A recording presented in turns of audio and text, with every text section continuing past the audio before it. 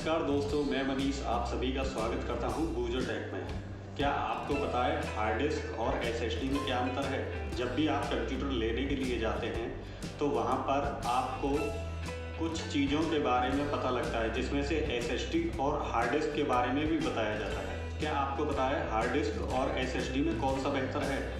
आज आपको पता लग जाएगा कि आपको अपने सिस्टम में हार्ड डिस्क लगवानी है या फिर एसएसडी लगवानी है।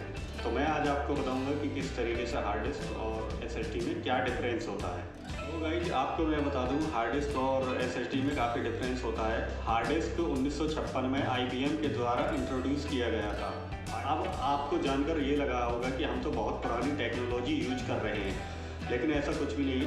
हार्ड डिस्क इतनी पुरानी टेक्नोलॉजी होने के बावजूद भी आज भी हमारे दिलों पर राज कर रही है। उसका रीज़न एक ही है, क्योंकि यह कम कॉस्ट में हमको ज़्यादा डेटा स्टोर करने की फैसिलिटी देता है। कि एसएसडी में ऐसा नहीं है, क्योंकि एसएसडी हार्ड डिस्क के कंपैरिजन में, अगर कॉस्ट के कंपैरिजन में देखा जाए तो वो इससे 4 गुना महंगी है। हार्ड डिस्क की बात करूँ तो हार्ड डिस्क की फुल फॉर्म होती है हार्ड डिस्क ड्राइव और एसएसडी की फुल फॉर्म होती है सॉलिड स्टेट ड्राइव।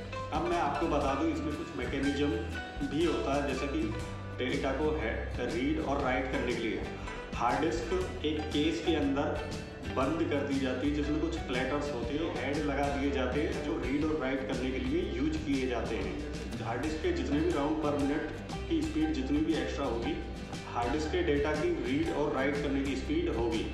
जैसे कि मान लीजिए पहले 5400 आरपीएम की स्पीड आती थी, लेकिन आज की डेट में 15000 आरपीएम स्पीड की हार्ड डिस्क आती है। हार्ड डिस्क के अपीयरेंस की बात करता हूँ तो यह 2 साइज में आती है, जैसे कि 2.5 इंच जो लैपटॉप में यूज होती है और 3.5 इंच जो कि डेस्कटॉप में यूज होती है। दोस्तों, अगर आज मैं हार्ड डिस्क की कैपेसिटी के बारे में बात करूँ तो 1 TB से लेकर के 10 TB तक मार्केट में आसानी से अवेलेबल है। अगर आप हार्ड डिस्क परचेज करने के लिए जा रहे हैं तो आपको 1 TB से लेकर के 10 TB तक की आपको हार्ड डिस्क मार्केट में मिल जाएगी। एसएसडी की बात करूं तो यह पेन ड्राइव का ही अपग्रेडेड वर्जन है। जैसे कि पेन ड्राइव में डेटा को स्टोर करके रखा जाता है, ठीक उसी प्रकार एसएसडी में भी डेटा को स्टोर किया जाता है। इसमें कोई मैकेनिकल पार्ट नहीं होता है, ये इसमें आईसीज और चिप्स में ही डेटा को स्टोर किया जाता है। पास्ट में एसएसडी पर इतना भरोसा नहीं किया जाता, लेकिन जैसे जैसे टेक्नोलॉजी बढ़ती गई उस तरीके से एसएसडी को यूज किया जाने लगा। दोस्तों, अगर मैं एसएसडी के बारे में बात करूं तो एसएसडी में नैंड बेस्ड फ्लैश मेमोरी का यूज किया जाता है, जिसमें डेटा को स्टोर करके रखा जाता है।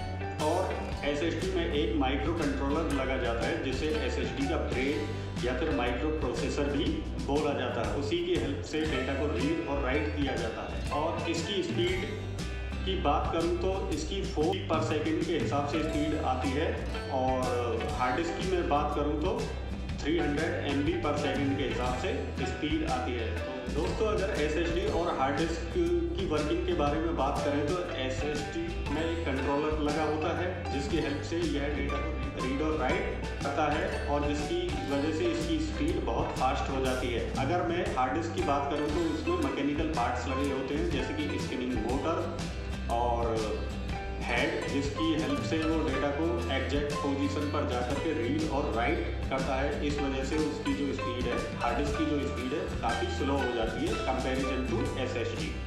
दोस्तों, अगर मैं हार्ड डिस्क और एसएसडी की बोलूँ तो ये दोनों नॉन वोलेटाइल मेमोरी हैं। नॉन वोलेटाइल का मतलब होता है कि अगर लाइट चली भी जाए तो उसके बाद भी हमारा डेटा दोनों में सेफ रहता है, यानी कि सेफ रहता है। नेक्स्ट, जब लाइट या फिर इलेक्ट्रिसिटी आ जाती है तब हम इसे ऑन करते हैं, तो फिर उसके बावजूद हमें data as it is same position पर अवेलेबल होता है।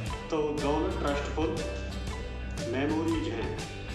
अगर मैं एसएसडी और हार्ड डिस्क के फॉर्म फैक्टर की बात करूं तो एसएसडी में 1.8 इंच से लेकर के 2.5 3.5 इंच, जो कि एक प्लास्टिक या फिर मेटल के केस में साटा के कनेक्टर के साथ ये एक्सेस की जा सकती है।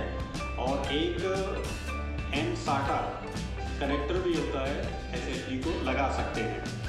अगर मैं हार्ड डिस्क के फॉर्म फैक्टर की बात करूं तो वो है 2.5 और 3.5 इंच में आती हैं, जो कि मार्केट में बहुत ही आसानी से अवेलेबल हैं। आज हार्ड डिस्क और एसएसडी को कंपेयर किया जाए तो देखा जाए तो हार्ड डिस्क की स्पीड स्लो होती है और SSD की स्पीड काफ़ी फास्ट होती है।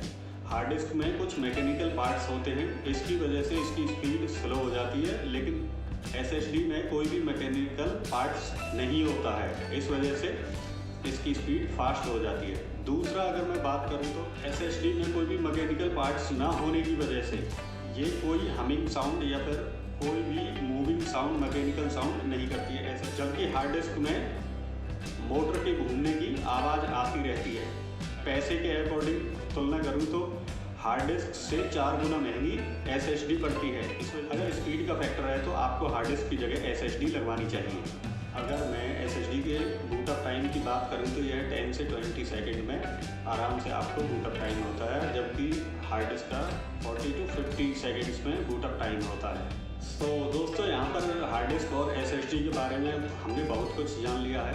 अगर मैं यहाँ पर बात करूँ कि कंप्यूटर में हार्ड डिस्क लगवानी है फिर SSD लगवानी है, तो अगर आपको कंप्यूटर के बूट टाइम और वर्किंग प्रोसेस से कोई प्रॉब्लम नहीं है और आपको स्पेस ज़्यादा चाहिए, तब आप हार्ड डिस्क को लगवा सकते हैं। अगर आपको कम स्पेस में भी काम चल जाता है और स्पेस की कोई रिक्वायरमेंट नहीं है और आप स्पीड पर खर्च करना चाहते हैं, तो अपने लैपटॉप या फिर डेस्कटॉप में SSD का इस्तेमाल करना चाहिए।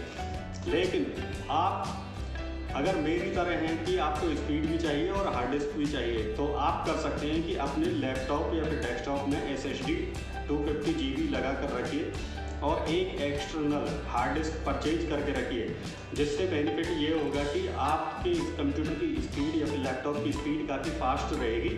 साथ ही साथ आप अपना जो भी डेटा है वो एक्सटर्नल हार्ड डिस्क में रख सकते हैं, आपको स्पेस भी मिल जाएगा और आपकी कंप्यूटर और लैपटॉप की स्पीड भी अच्छी खासी बनी रहेगी। तो अगर आपको ये वीडियो को लाइक करें, कमेंट करें और हमारे चैनल को सब्सक्राइब करें, ताकि ऐसी ही और वीडियो मैं आगे अपलोड करता रहूं और हमें मोटिवेशन मिलता रहे।